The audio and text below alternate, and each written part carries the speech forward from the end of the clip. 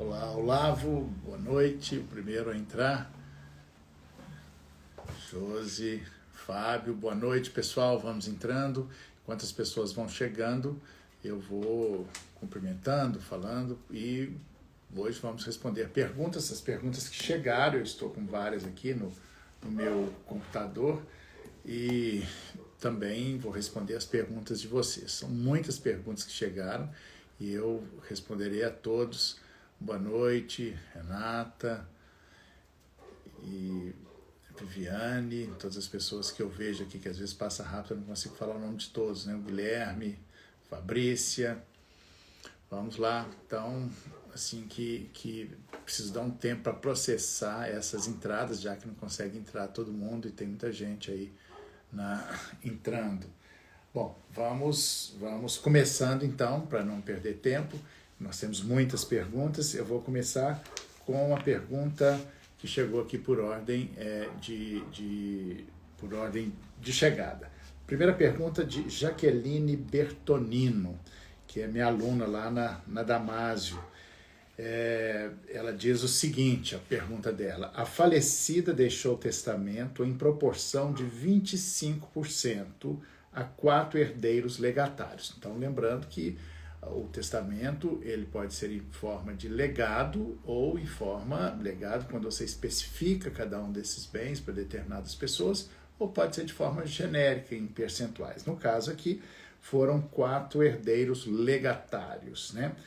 Finalizado o inventário, um dos herdeiros faleceu e deixou filhos e esposa. Ocorre que os herdeiros encontraram algumas ações que não foram partilhadas e nem mencionadas no inventário, de modo que precisamos fazer uma sobrepartilha dessas ações. E a dúvida é se os herdeiros desse legatário entram na ação de sobrepartilha. Sim, aí é aquele fenômeno que a gente chama de herança por representação.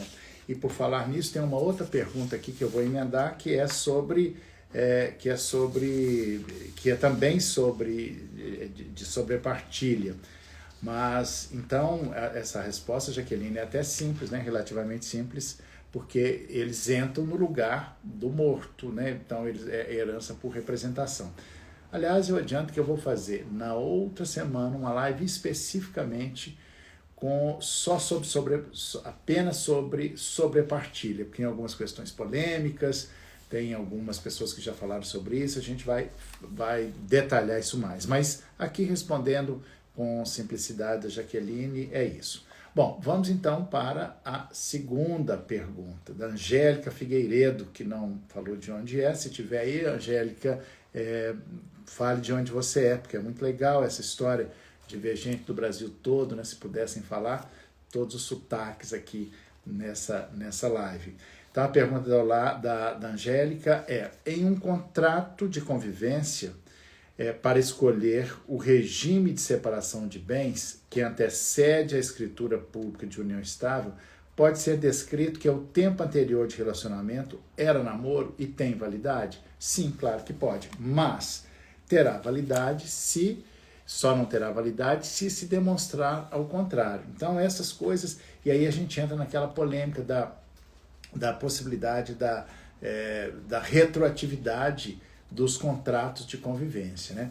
E da mesma forma, aquela questão do contrato de namoro, eu já disse e não me canso e não cansarei de repetir, essa linha tênue entre o namoro e união estável, que são características muito próximas, né? Então, o namoro, se falar que é namoro e for namoro realmente, ok, agora tem sempre alguém para contestar. Depois da morte, os herdeiros, eventualmente interessados em não dar o patrimônio ou mesmo em reivindicar patrimônio, acabam falando, não, era namoro, mas não era. E aí, nessa história, entra a questão do contrato realidade. Como no direito do trabalho, contrato realidade. Não adianta falar que você não é empregado, porque se for empregado, se preenche as características, então é um contrato de convivência, né? Tá vendo muita gente chegando aí, se identificando. Então tem gente de Brasília, do Mato Grosso. Bem-vindo a todos que eu ainda não havia cumprimentado. E aí, continuando a história da união estável, né, vou responder a pergunta aqui de uma advogada de Curitiba, Jéssica Medeiros Maciel, tá aí, Jéssica? Então, a Jéssica diz o seguinte: meu pai possui 60 anos e namorou uma moça de 30 anos mais nova que ele por 8 meses. Essa pergunta, essa questão aqui tem relação com a pergunta anterior. Estou vendo aí a nossa presidente do IBDFAN de Goiás, Marlene. Obrigado, Marlene. Então, olha, acontece que, sem planejamento algum, teve um filho nesse período, o qual foi comprovado através da ação de investigação de paternidade que eu ajuizei, relata a Jéssica. Em contrapartida, a moça fez o pedido de reconhecimento de união estável e alega falsamente que morou com ele. Inclusive cita o endereço que supostamente residiam, o qual é um dos comércios de meu pai. Porém, não teriam como terem morado no endereço comercial. Acredito que tenha sido um erro da advogada. Acontece que, de fato, namoraram, não planejaram ter filho e sempre ficou claro que ela, por ser 30 anos mais jovem, estava interessada em aplicar o golpe da barriga, pois enquanto se relacionou com meu pai, teve outros relacionamentos. Como provar que não houve união estável? Quais as sugestões para comprovar que em pese terem um filho, foi somente um namoro que durou 8 meses? Obrigado. Te sigo e admiro muito seus conteúdos. Obrigado, Jéssica. Olha, a Jéssica traz uma questão aqui que, na verdade, levanta duas, que é a história do golpe do baú, que você chamou de golpe da barriga, né? E que é uma tese que eu criei, tem aqui um verbete, inclusive, nesse meu dicionário sobre golpe do baú, onde eu trago uma decisão do STJ sobre isso, e é muito mais comum do que a gente imagina. E nós temos que ter cuidado com isso para não cair num moralismo, né? O fato de namorar ou ter relação com a pessoa mais velha não necessariamente é um golpe. Tem gente que gosta de gente mais velha, tem gente que gosta de gente mais nova. Então isso é uma questão que nós temos que ter cuidado para não esbarrarmos num aspecto mais moral, né? Então, mas voltando aqui à pergunta, Jéssica, teve um namoro, né, na concepção sua do namoro, porque são sempre duas visões, né? Uns veem como namoro, outros como união estável. Então, a mulher, a ex-mulher do seu pai, reivindica uma união estável, de um relacionamento por 8 meses. Aí nós vamos voltar nas características da união estável. O que caracteriza a união estável? Precisa ter durabilidade. O que é durabilidade? Né? 8 meses pode ser a durabilidade? Pode. 10 anos pode ser durabilidade? Não, é durável, mas não necessariamente é uma união estável. Porque se fosse assim, nós estaríamos decretando que namoro tem prazo de validade. Não, namoro não tem prazo de validade. Então, essa durabilidade e estabilidade, ela tem que estar associada a outras características da união estável, a outras características para se caracterizar a união estável. Então, eu conheço pessoas que namoraram 50 anos e nem por isso era união estável, era namoro. Então, essa linha tênue é uma das coisas mais difíceis que nós temos para distinguir namoro de união estável. Então, ela reivindica a caracterização da união estável, porque, obviamente, daí vão decorrer muitos direitos.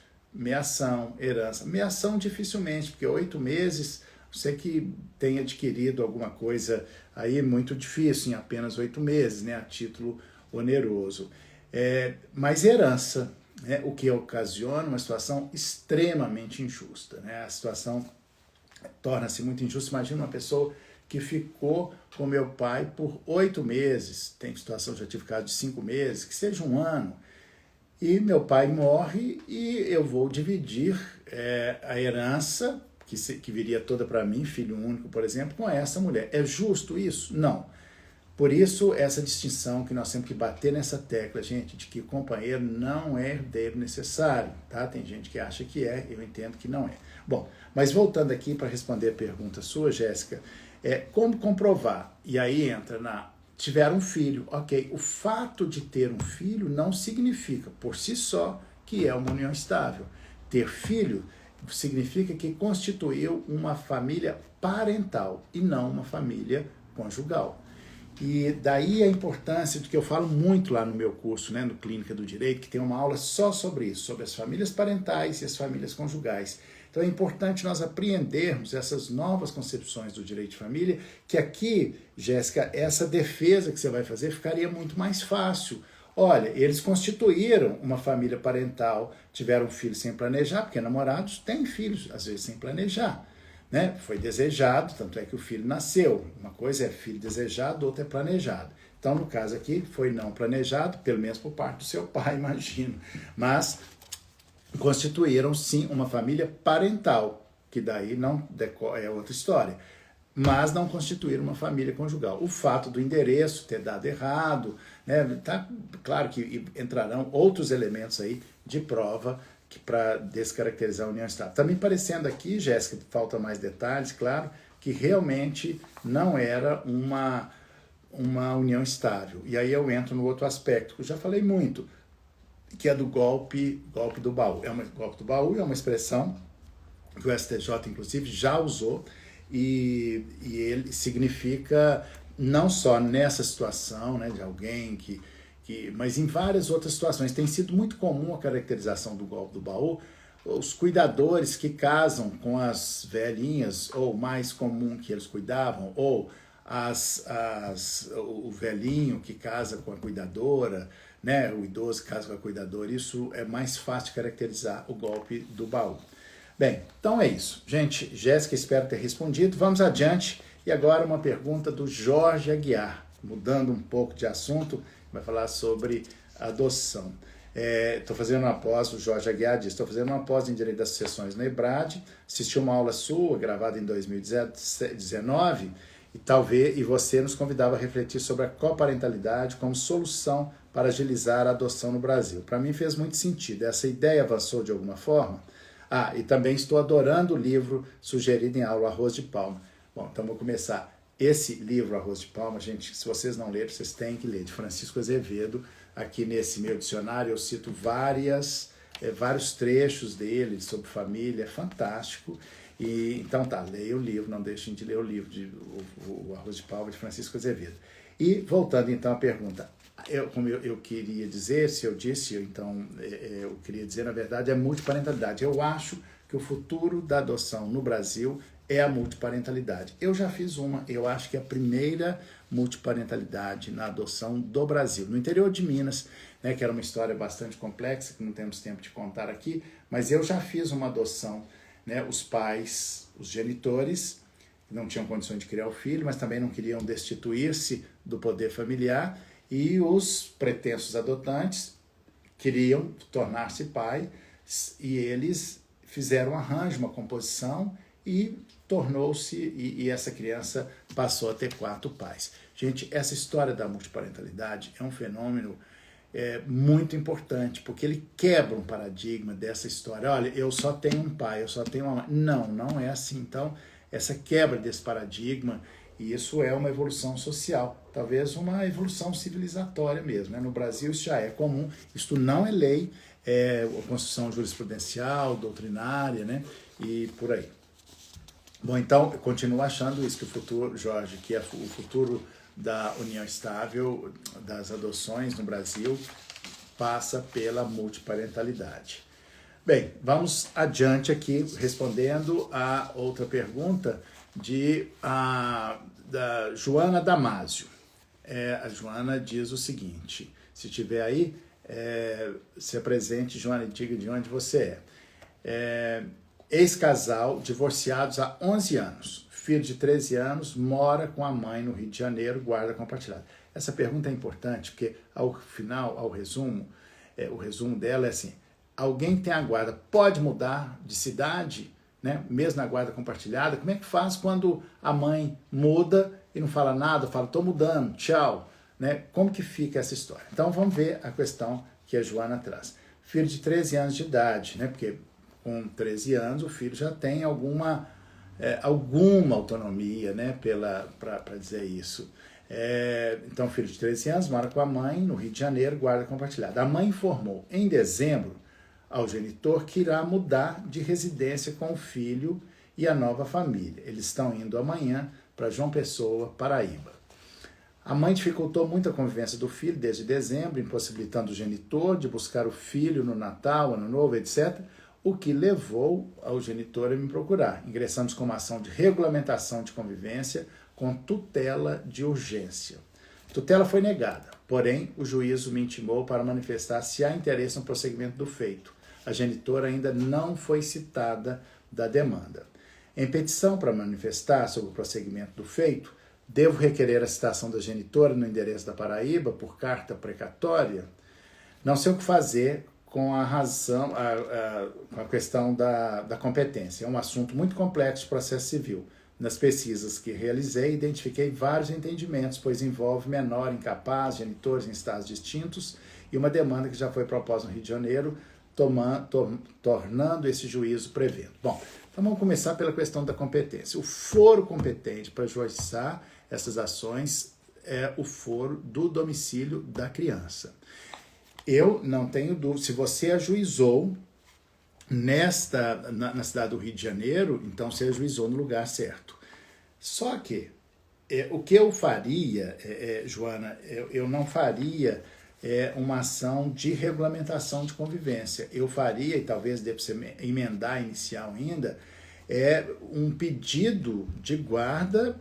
Eu já tive vários casos desses.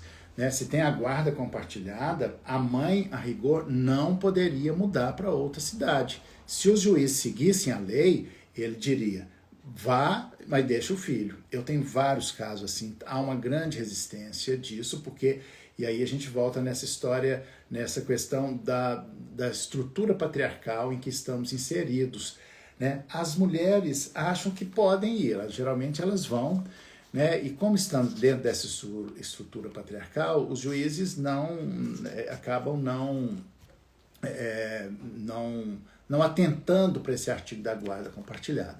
Então, ela só poderia mudar se tivesse uma justificativa. Claro, ela vai arrumar uma justificativa. Arrumei um emprego, a família e tal. Não. Os casos que eu tenho aqui, a tese que eu defendo eu peço, está a guarda compartilhada, podemos até compartilhar a guarda, mas o domicílio da criança será na cidade, no caso aí que a Joana fala, na cidade do Rio de Janeiro. Claro, ali era o domicílio dela. A mãe pode mudar? Pode. Não podemos impedir ninguém de mudar, mas podemos impedir de levar o filho com ela. Eu já ganhei algumas ações nesse sentido, Joana, e eu falo disso também muito lá no curso, né? Trago alguns modelos e tal, no curso Clínica do Direito. Então, se der para você emendar a inicial, eu proporia para que você possa continuar com essa demanda no Rio de Janeiro, porque aí sua chance é maior de ganhar. E aí você tem duas perspectivas. Eu continuaria no Rio de Janeiro. Olha, isso aqui, ela mudou sem poder, quando eu propus, a criança morava no Rio de Janeiro, portanto, o processo tem que correr aqui no Rio de Janeiro. Não há nenhum impedimento também de você propor essa ação lá em João Pessoa, claro, mas não acho muito conveniente. Por quê? Porque quando você propõe isso lá, na outra cidade, é como se você já tivesse concordando que ela tivesse mudado, entendeu? Então eu faria isso, eu emendaria a inicial aí no Rio de Janeiro, na comarca do Rio de Janeiro, e pediria que o juiz revertesse a guarda, não a guarda, pode continuar a guarda, mas eu pediria que o domicílio da criança fosse no Rio de Janeiro. Se o juiz seguir rigidamente a guarda compartilhada e não tiver nada que desabone a conduta do pai, ele terá que determinar isso.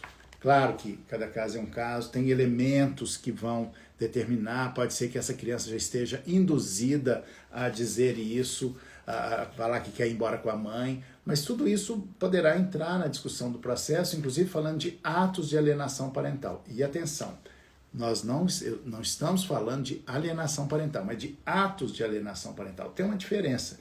Né, atos de alienação parental que vão se somando, que pode ser igual, final na equação, igual a alienação parental.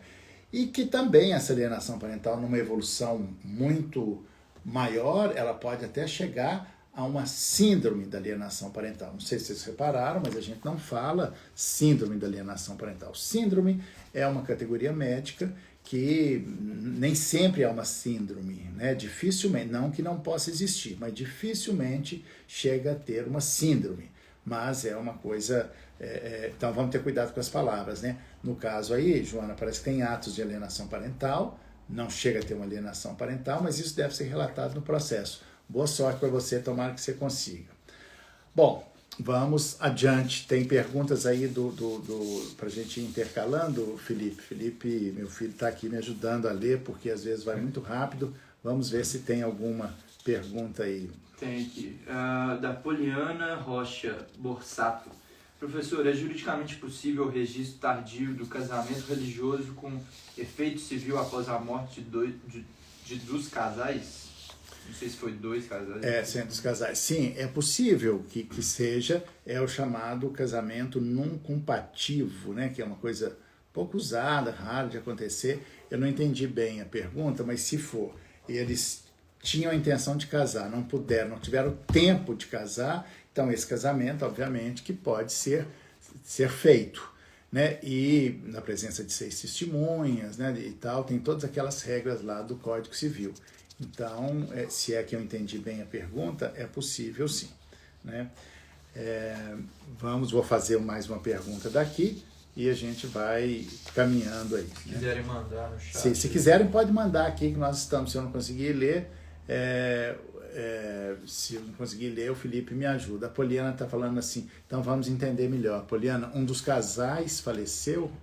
Eu não entendi. Você podia refazer a pergunta e eu poderei respondê-la melhor, mais assertivamente. Se é que, né, enquanto você elabora, aí eu vou respondendo uma outra aqui. Tem mais? Tem. Você consegue ler aí? Professor, até que idade? Até que idade o pai é obrigado a pagar pensão? Me perguntou uma moça de 26 anos, já graduada, que ainda recebe e deseja fazer mestrado. Bom, pensão alimentícia é sempre a discussão, né, do binômio necessidade e possibilidade. Não existe na lei, em lugar nenhum da lei, que até 25 anos, até 26 anos, né? Eu já tive casos cuja pensão foi retirada do filho com 20 anos porque ele começou a trabalhar. Já tive casos que foi até os 28 anos, já tive caso de gente bem mais velha. Cada caso é um caso. Nesse caso aí que você apresenta para a gente, né, a pessoa tem 26 anos, é possível que tenha, que ainda dê pensão se ela fez a graduação e pretende fazer mestrado. Ou então fazer o meio termo, diminuir um pouco, ou então já estabelecer um prazo final para a finalização desse pagamento de pensão. Então, a regra, embora isso tenha se entrado no imaginário popular, de que pensão é até os 25 anos, até os 24 anos, a maioria mas pode ir até mais do que isso. Depende se a pessoa tem condições de sobreviver ou não. O engraçado é que eu recebo sempre muitas perguntas de que aos 18 anos acaba a pensão? Não. E aí vamos fazer uma distinção. É uma expressão técnica que diz o seguinte: até os 18 anos nós temos o dever de sustento. Dos 18 para os filhos. Dos 18 anos em diante, isso se transforma em obrigação. Tanto porque qual a importância da distinção entre dever de sustento e obrigação alimentar? É que no dever de sustento eu não preciso provar as necessidades, elas são presumidas. Na obrigação alimentar, que é depois dos 18 anos, aí sim eu preciso fazer eu preciso provar aqueles gastos, né? E só para completar, Sandra, assim, voltando à mudança de domicílio do pai com a guarda compartilhada, sendo a casa de referência, se o genitor casa com pessoa de outra cidade, não pode ter que escolher entre o casamento e os filhos? Sim, é uma escolha, porque tem os dois lados, né? A grande dificuldade disso é porque nós temos sempre duas posições.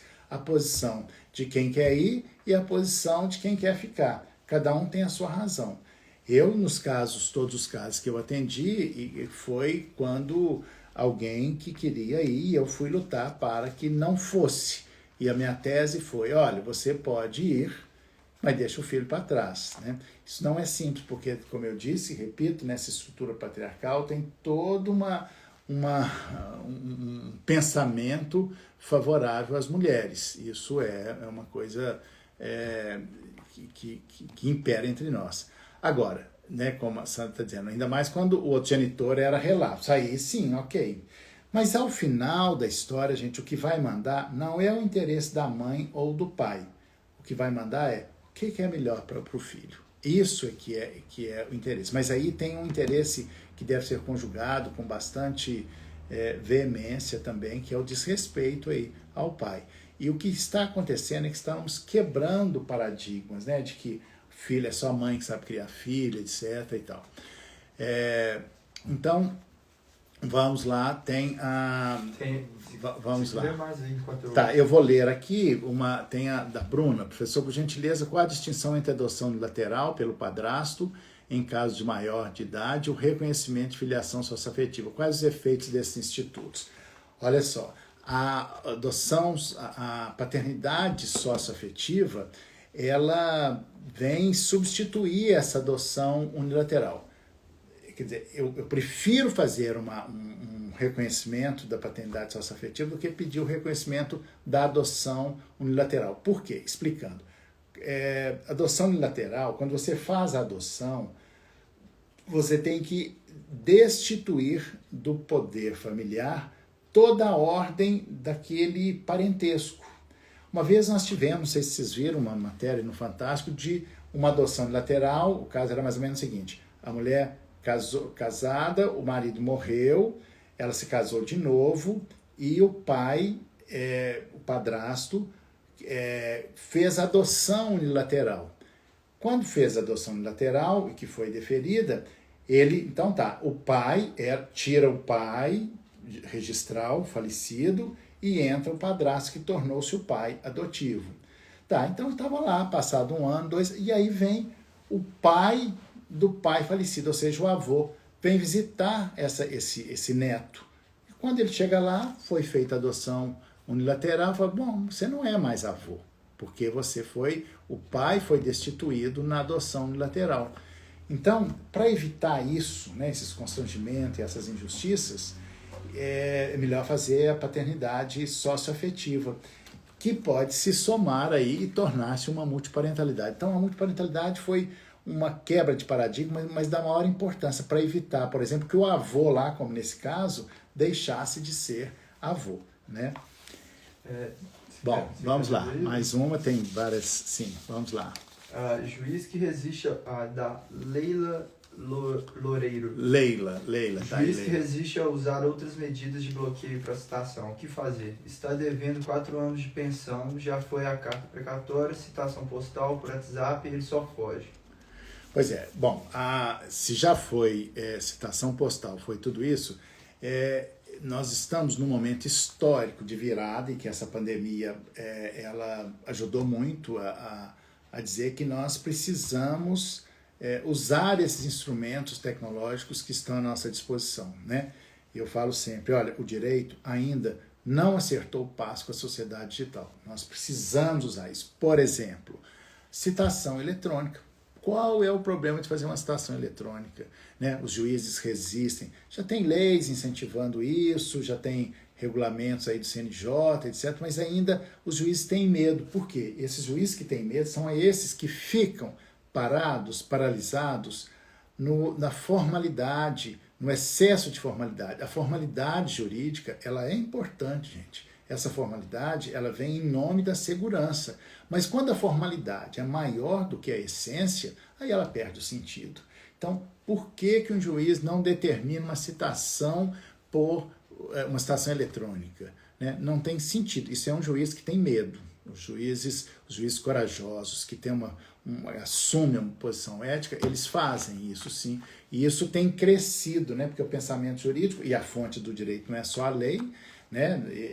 Então isso tem crescido, tem aumentado. Eu acho que daqui a alguns anos isso já não vai ser mais problema, né? Bom, vou voltar aqui às perguntas que enviaram, em respeito a quem enviou antes, né? Do Gouveia. É possível requerer alimentos gravídicos caso o pai tenha falecido durante a gestação? Se o pai era contribuinte do INSS, então este deveria arcar substituindo... Bom, se o pai faleceu, aí a gente entra na mesma regra. Se não tem o pai, quem é que representa o pai? O pai do pai, o avô. Então é possível pedir do avô. né, dos alimentos gravídicos. Então, ele entra em substituição. Portanto, é possível. Alimentos gravídicos é uma coisa pouco usada no Brasil, mas o que eu quero acrescentar, e por isso eu estou respondendo essa pergunta aqui, que eu acho importante, é porque depois de fixados os alimentos gravídicos, a criança nasce, ele se torna alimentos convencionais, comuns, tá? Ele pode se transformar, claro que pode fazer uma adaptação, porque uma coisa é o valor para a gravidez, pagar exames, etc. Depois que a criança nasce, pode ter muito mais despesa. E como pensão alimentícia pode sempre ser revista, então os alimentos gravídicos, no mesmo processo, podem se transformar em alimentos convencionais, né? Vamos lá? Vamos pegar uma de lá e uma de cá, enquanto a gente vai respondendo a todas. Tá, Sandra Castilho. Voltando à mudança de domicílio do pai com guarda compartilhada e sendo uma casa de referência. Se o genitor casa com pessoa de outra cidade, não pode ter que escolher entre o casamento e o filho, ou não. Ainda mais quando o outro genitor era relapso. No meu caso, o cliente que levou o filho é o pai. Sim, então, Sandra, é importante a gente falar, vou pegar esse caso particular, mas o que interessa, e a gente está respondendo essas perguntas aqui, é pegar o que cada caso particular desse tem de universal, né, para servir para todo mundo. E aí eu volto na questão da guarda compartilhada. A maioria das decisões, a maioria dos acordos, e aí é um paradigma que nós precisamos quebrar, né? Eu não sei se, independente, eu estou aqui falando nem de um lado nem de outro, estou falando teoricamente que pode servir tanto para um quanto para outro. É que estabelece guarda compartilhada com residência na casa da mãe. Hoje mesmo eu atendi um caso, guarda compartilhada na residência na casa da mãe.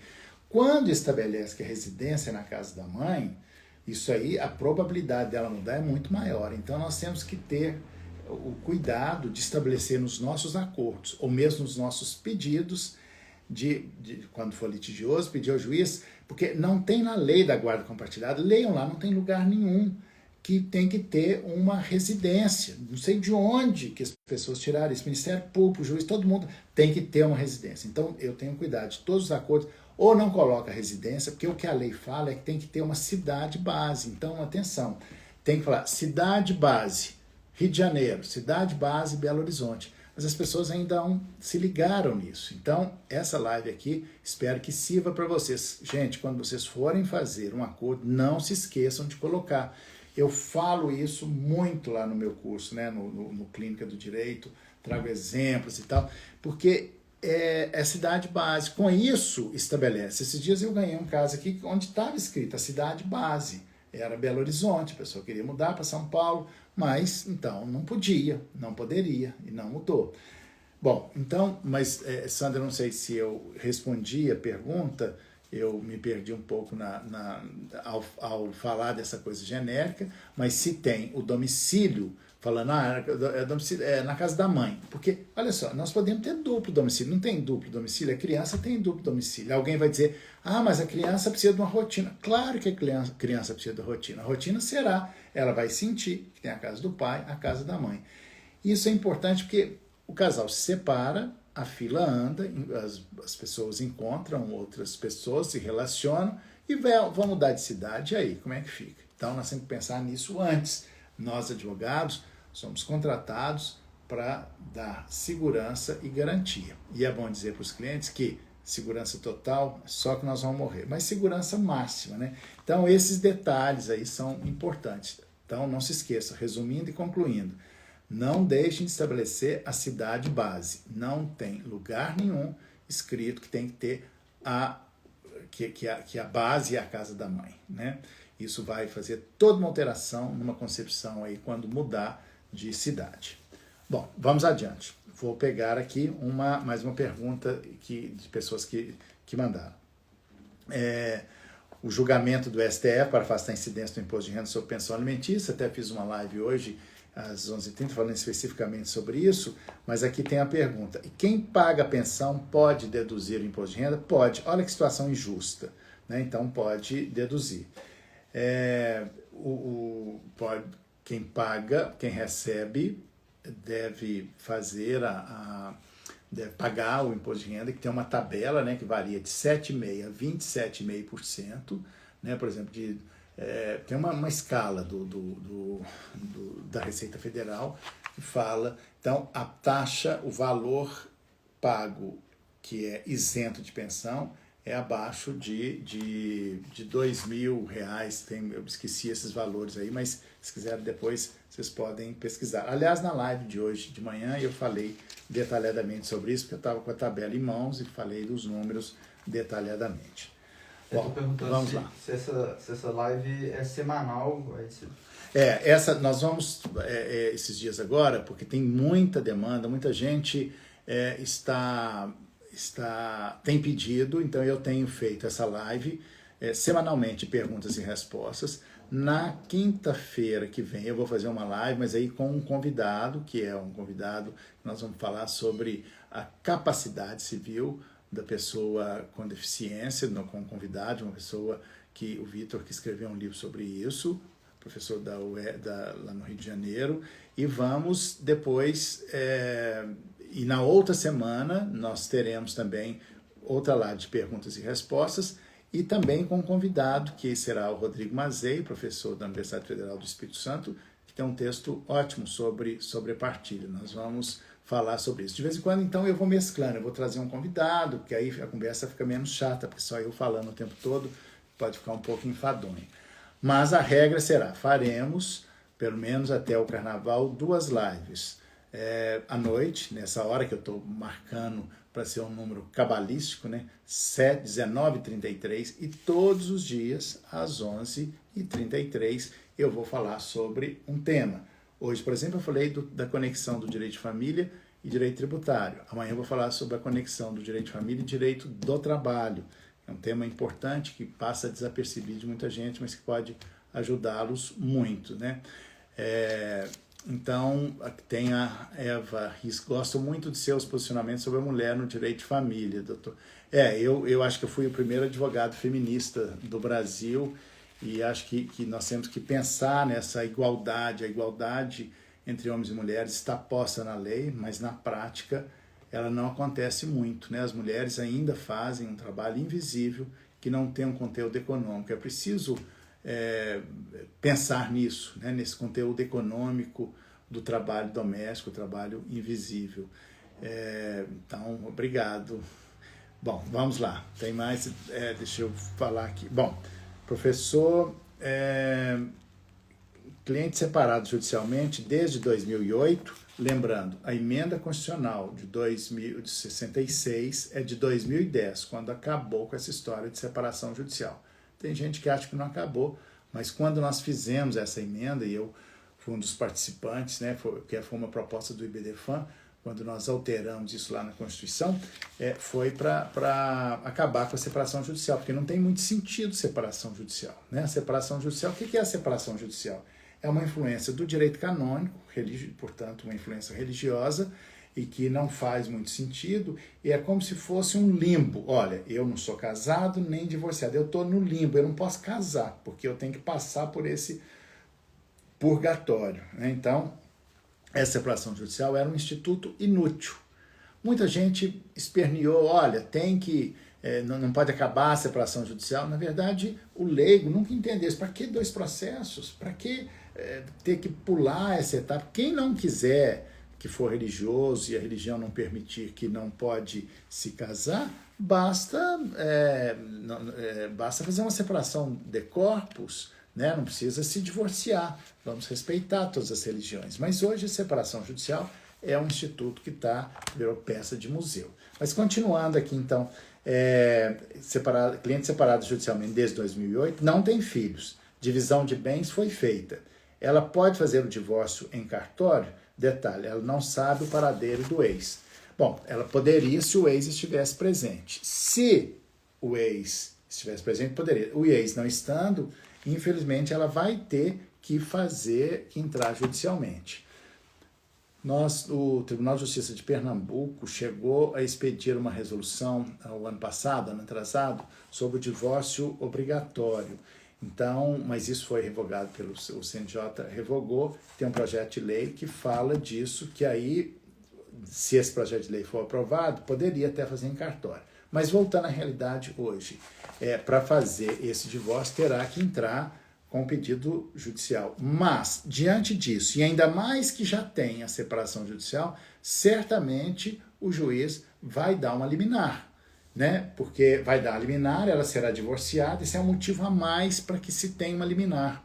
Os juízes têm ainda uma resistência em dar liminarmente o divórcio, eu não sei por quê, porque o divórcio não tem como não ser decretado. Nesse caso aí, como o ex está desaparecido, como é que ele vai ser citado? Ele vai ter que ser citado por edital, né? Mas como fazer a citação? Isso vai demorar tanto que não há razão para não dar o divórcio liminar, até porque o divórcio é um direito potestativo, ou seja, não tem como não ter o divórcio. Então, eu acho que o juiz, por mais conservador que seja, ele vai dar esse divórcio liminar, né? Bom, vamos lá. O familiarista. Como funciona a execução dos provisórios, Rodrigo? Você entende que é necessária a citação e a intimação ou pode oficiar direto? A citação dos provisórios ou definitivos, né, definitivo entre aspas, porque alimentos nunca é definitivo, né, ele pode sempre ser revisto, sempre que houver mudança na realidade das partes, pode ser feito, tem que ser feito numa ação, uma ação de execução, né, então ele vai ter que ser citado novamente. Agora, se já existe uma ação de execução, seja para... Porque às vezes a gente tem ação pelo rito da prisão, né, e pelo rito o rito pedindo de penhora. Se já tem uma aí, às vezes não precisa a citação, mas em geral precisa sim, será um novo processo, né? Bom, tem mais perguntas aí? Érica comparte. Em uma ação de execução de alimentos para ex-mulher, pode ser penhorada metade de um imóvel do casal antes de concluída a partilha? Pois é, boa pergunta, porque o casal pode sim. Aliás, já tive casos assim, e isso é uma boa estratégia, porque se ele está devendo alimentos, digamos que o imóvel vale 500 mil, 250 da mulher, 250 do homem. O homem está devendo pensão e está devendo 200 mil e acumulou tanto que chegou em 250 mil, vai ser penhorado, obviamente que pode ser penhorado o imóvel que ele pertence, que seria metade dele. Essa é uma forma dele perder a propriedade, né? Não chega a ser um uso campeão, mas é uma forma, ele vai acabar perdendo porque vai pagar aquela dívida, né? E embora a dívida, né, porque seja bem de família, mas ali é uma dívida, a lei do bem de família tem as suas exceções, e para dívida alimentar pode. E, aliás, lembrando aqui que uma das formas de perder a propriedade, né, que quando o uso capião familiar, que é quando uma pessoa sai, desaparece, não deixa rastro, some, não paga alimento, sumiu. Ele tem metade do imóvel, ele até 260 metros, ele vai perder aquele imóvel, aquilo torna-se, a mulher o adquire por uso capião. Eu gosto dessa lei. Algumas pessoas falam, mas isso está ressuscitando a culpa. Não, isso não é culpa, isso é responsabilidade, né? Depois da emenda constitucional 66 de 2010, isso ficou muito claro, está cada vez mais claro. Nós substituímos o discurso da culpa pelo discurso da responsabilidade. Ninguém é obrigado a ficar casado. Pode separar, pode divorciar, mas tem que ser com responsabilidade, né? Principalmente se tem filho, né? Pode ir embora, mas assim, fala, estou indo embora, né? Não quero mais. Esse caso do uso capião, acho que é bem isso, assim, é uma responsabilização do sujeito que separa de mau jeito, né? Bom, então, nisso, eu falo de mais uma pergunta aqui, né, que é sobre o uso capião familiar, porque emenda nessa pergunta, né, que assim, o professor entende que a competência é da vara de família ou da vara civil. Isso não está definido. Eu já tive na vara de família e na vara civil. Como os juízes, se distribuem isso na vara de família, eles vão ter resistência, né, a esse uso capião familiar, mas eu distribuiria na vara de família. Mas se distribuir na vara de família, o juiz fala, não é que não precisa ficar culpado que você fez errado, que você estava que deveria ser do outro jeito. Não, porque se você distribuir na vara civil, ele vai dizer, não, é na vara de família. Né? Porque, principalmente quando pega um juiz mais preguiçoso, né? Mais com essa característica que é mais fácil dar esse despacho para ficar livre da gente, ele vai dizer, se você entrar na família, vai dizer que é na civil, se entrar na civil, vai dizer que é na família. Eu entraria na vara de família e justificaria isso aí. Né? Bom, vamos lá, tem mais aí, Felipe? Tem. A doutora Janaína Fernandes, referente ao princípio da irrepetibilidade dos alimentos. Irrepetibilidade dos alimentos. Senso provado a má-fé. Esse princípio pode ser mitigado?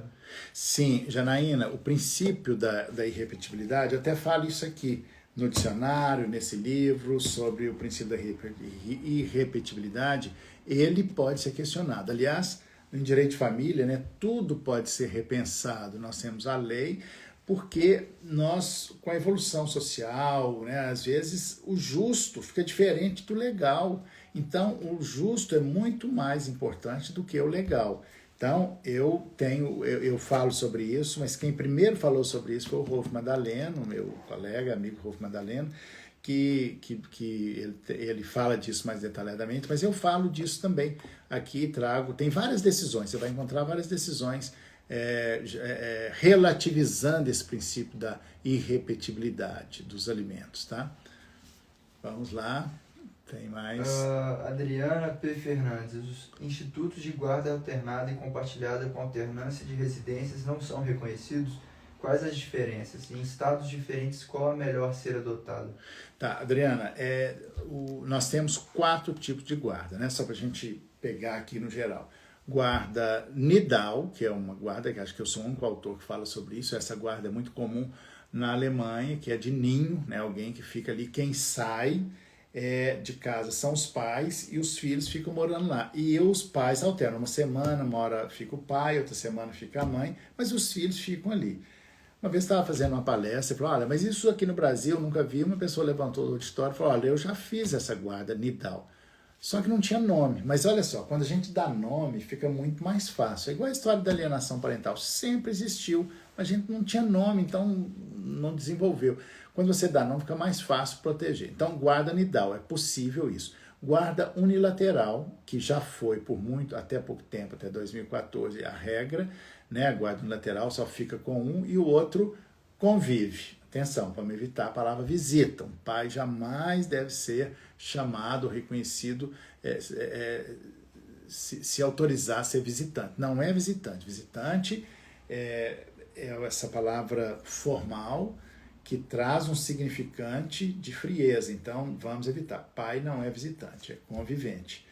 Né? Então, outra palavra também que nós devemos evitar, aliás, eu acho que eu vou fazer uma live só sobre a força, o poder das palavras. Quando a gente fala genitor, por exemplo, nem sempre o pai é o genitor, nem sempre o genitor é o pai, então vamos usar mais, em vez de genitor, pai.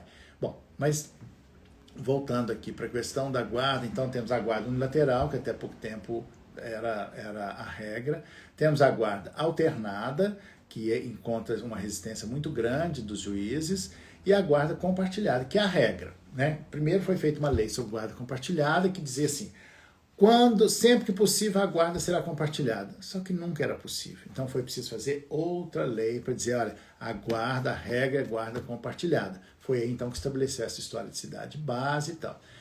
Só que os juízes no começo, o promotor, né, os juízes tinham tanta resistência na aplicação da guarda compartilhada que foi preciso o CNJ fazer uma recomendação para que os juízes cumprissem a lei da guarda compartilhada. Olha que ridículo.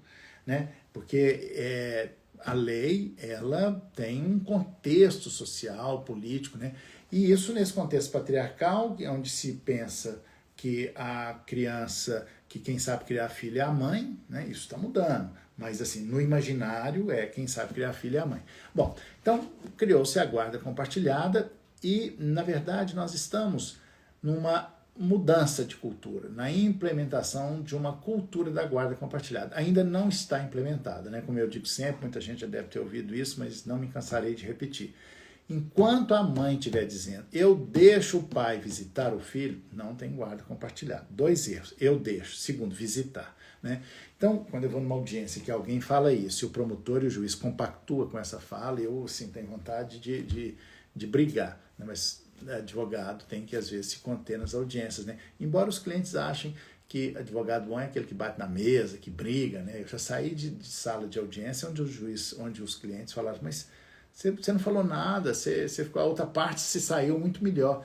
Porque no imaginário do cliente, o advogado bom é aquele que briga, que fala alto, que gesticula, que vai... Não é isso, né? Isso não é o bom advogado. Pelo menos na minha concepção. Claro, a gente tem que defender os interesses do cliente, mas a briga é no processo. A briga, esse bate-boca, não leva a nada. Mas o cliente sai com essa sensação, né? De que, meu advogado é bom. Pura ilusão. Esse não é o bom advogado, né? E isso, inclusive, perde ponto com o juiz, porque o juiz é imparcial, mas não é neutro. Neutralidade não existe. Então, então é preciso prestar atenção na audiência. Mas voltando à sala, para responder a pergunta, a audiência, a guarda compartilhada tem uma resistência ainda, nós estamos nessa implementação. E hoje, qual é o atual estado da arte da guarda compartilhada? Né? É guarda compartilhada com residências alternadas. E não ter uma guarda, não ter uma residência. A criança tem 2 residências. Tem uma psicologia que defende isso, com a qual eu não concordo, que acho que fica mais no rasinho, que é dizer que isso não é bom para a criança. Pelo contrário, há estudos consistentes na Europa. Eu falo muito disso aqui nesse livro, gente, trago esses estudos e tal, que o ideal é essa guarda compartilhada com residências alternadas. Mas encontramos resistências ainda, inclusive na homologação de acordos em que se estabelece isso. Né? Mas olha só, como é que o costume, né, essa evolução dos costumes é importante, porque nós precisamos romper alguns paradigmas. O paradigma que tem que ser rompido é quem sabe criar filho é a mãe. Eu já tive casos em que, por exemplo, quando a criança tem 3 anos, eu fui numa audiência, tive um caso em que o juiz falou, o filho só vai poder dormir com o pai quando completar 3 anos de idade. E o Ministério Público endossou uma asneira dessa. Né? Imagina. E o pai era médico, você imagina? E aí, para não brigar, fizemos uma... Mas de onde que a mãe pode dormir com o filho desde pequeno e o pai não? Acho que a única coisa que o pai não faz é dar mamar no peito, porque na mamadeira pode dar, no resto pode ser igual. Claro que tem toda uma estrutura patriarcal, um costume, né? Os homens, inclusive, sempre encostaram nas mulheres para criar filho. E tem que, quando fala guarda compartilhada, até pouco tempo as mulheres chegavam, quando era uma cliente mulher, chegava no escritório e falava, guarda compartilhada eu não quero de jeito nenhum. E, na verdade, a guarda compartilhada é boa para a mulher. Para a mulher porque é bom que ela divida com o pai essa rotina, porque criar filho dá muito trabalho, então o homem precisa participar disso, ele tem capacidade, se não tem vai ter que aprender. E aí, respondendo nisso aí, né, alguém que perguntou se eu não acho que a criança tem que ter rotina. Sim, claro que a criança tem que ter rotina, mas a rotina será essa. A criança se adapta facilmente a essa rotina. Eu já pensei muito nisso, né? E isso é uma evolução do pensamento. Nem sempre pensei assim. Hoje, amadurecendo o meu pensamento, eu penso assim, a rotina da criança será essa. E na cabeça dela, ela vai se sentir muito bem, sabendo, né, ela vai incorporar. Eu tenho 2 casas, a casa do pai e a casa da mãe. Os estudos consistentes que tem na Europa demonstram isso, né, que os filhos que são criados assim, eles tiveram menos problema. Menos problema não é porque é filho de pai separado, é porque filho dá problema. Todos os filhos, né, é normal, é filho. Quem tem filho sabe que filho, né, não é fácil criar filho. Então, mas os estudos europeus aqui no Brasil ainda não tem, eles revelam isso. Né? Bom, tem a Clarice Rodrigues está perguntando, falou, fiz uma pergunta ao senhor por e-mail e não tive resposta, gostaria de ter uma resposta. Como a gente não tem ela aqui, a gente responde ela... Clarice, olha, posso ter falhado, não sei quando, por favor, me desculpe, eu queria ter respondido, me indique onde você... A gente vai procurar e a gente responde ela no privado. Tá, a gente responde no privado, foi alguma falha técnica aqui, me desculpe, mas se você quiser fazê-la aqui, podemos abrir para poder fazê-la. Se não, a gente vai achar essa pergunta e respondê-la diretamente, tá? Promessa é dívida, tá bom? Esse aqui é uma última? Vamos uma última. Se Clarice quiser fazer aqui, enquanto eu responder essa última, enquanto você elabora, bem. Senão a gente responde depois para você, Clarice. Bom, vamos ver.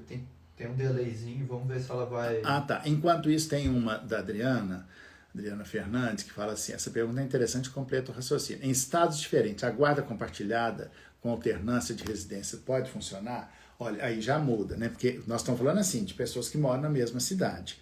Com a tecnologia, muita coisa mudou. A convivência através usando a tecnologia, né? Claro que nada substitui a presença. Mas aí, quando tem estados diferentes, é mais difícil, a não ser que estabeleça, assim, dependendo do estado, uma semana com uma semana com outro. Mas aí acho um pouco mais difícil, porque a escola da criança vai ser outra. Aí talvez não funcione, não. Tá vendo? Direito de família, cada caso é um caso. Tem outra pessoa aqui, Nilma, que está dizendo que não teve... a Clarice. A Clarice, está aí. Estou lendo aqui. Clarice, obrigado. É possível entrar com ação antecipada de provas para um novo DNA? Eu acho... porque eu estava respondendo isso. Você é aluna lá do curso, né? Eu respondi, inclusive... Não sei se você recebeu, inclusive juntei alguma jurisprudência lá para você.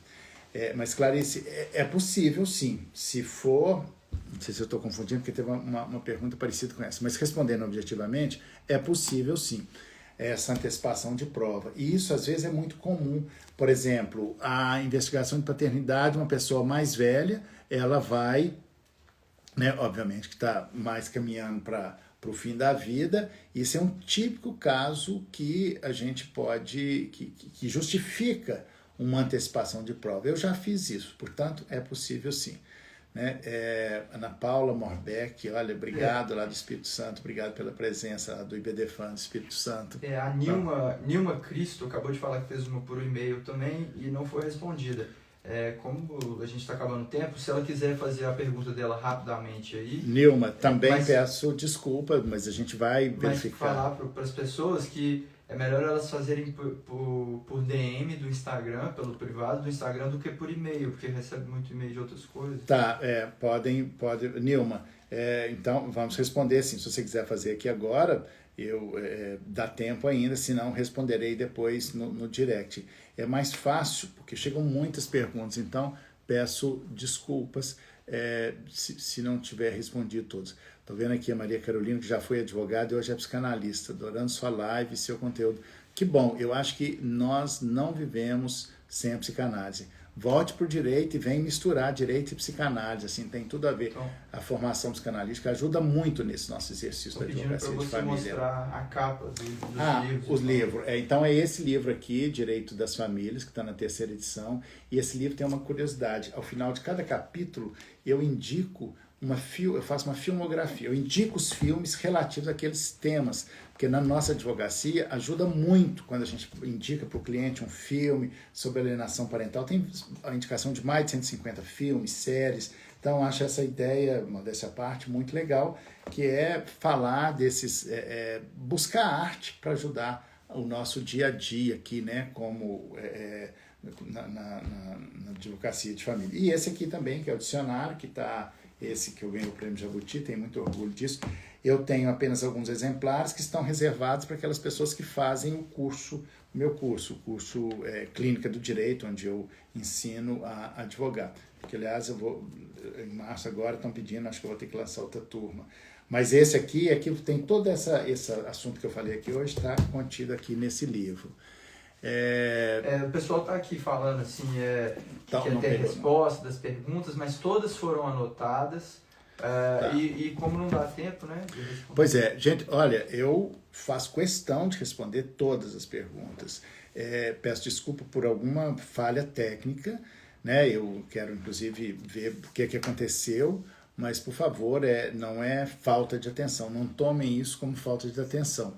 Né? Eu gosto quando vocês sempre me estimulam nessas lives, nessas perguntas, porque a partir desse caso concreto eu viajo numa questão mais universal.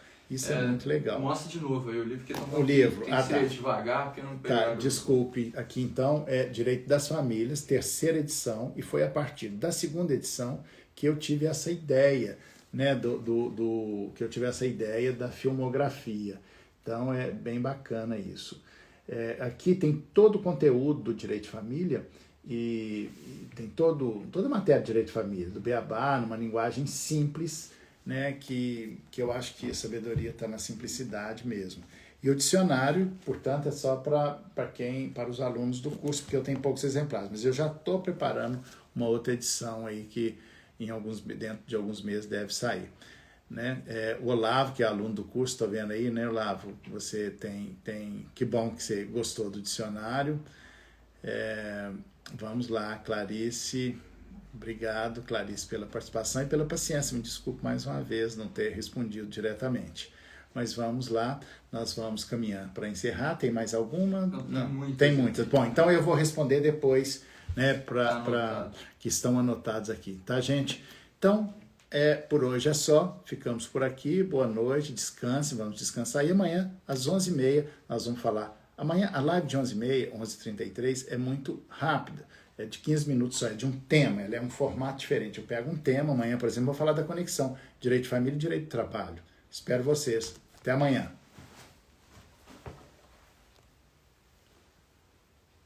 Já encerrou.